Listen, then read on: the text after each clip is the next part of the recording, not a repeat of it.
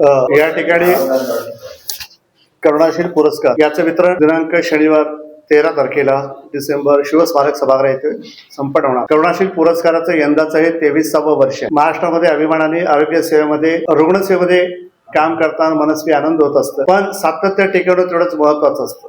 मला आठवतं की याची उंची आपल्याच पत्रकारी बांधवाने गेल्या 22 वर्षापासून वाढवलेली. हा पुरस्कार राज्यातला सगळ्यात आगळा आणि वेगळा पुरस्कार आहे. याच्या ज्या मुलाखती घेतल्या जात आहेत असं नाही की कोणाचं नाव आलं शिफारस केलं यांनी सांगितलं, तसं नाही.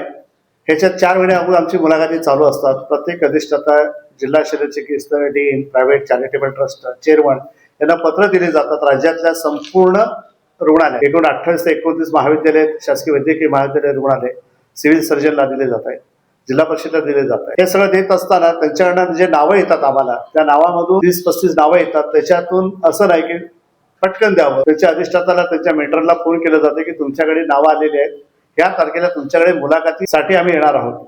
मग ते गडचिरोली असेल, चंद्रपूर असेल, वर्धा असेल, यवतमाळ असेल, नांदेड असेल, पुसद असेल, Washim, Hingoli, Mumbai, saint George, GT आहे, असं कुठलाही नाही की त्या ठिकाणी आपण प्रत्यक्ष मुलाखतीसाठी तिथे जा. मुलाखतीमध्ये काही त्यांना प्रश्न विचारले जात आहेत, अत्यंत साधे प्रश्न. मेंटरसाठी 35 प्रश्न असतात, प्राचार्यासाठी, ट्युटरसाठी, प्रबंधकासाठी प्रश्न वेगवेगळे. जर आमच्या मुलाखत घेतल्यानंतर आमच्या प्रश्नाची उत्तरं जर त्यांनी दिली तर निश्चितच त्याचा आपण विचार करतोय, नाही तर पुढचं जातोय. कारण ह्या वेळेस आमच्याकडे नाही तर 1360 लोकांची नावं आली होती महाराष्ट्रात. त्याच्यातून फक्त आपल्याला 16 ते 18 निवडायचे होते. वेटिंगला अजून 6-7 वेटिंगला आहेत.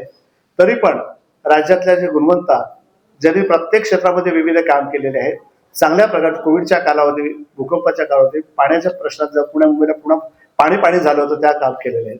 आणि विषयामध्ये मानवतेच्या दृष्टिकोनातून रुग्णाला, पेशंटला त्याच्या डोळ्यामध्ये सेवा करताना आई, बहीण, भाऊ हे नातं बघून ज्यांनी आपली सेवा बजावतात, अशाच परिचारिकांचा आपण हा कौतुक सोहळा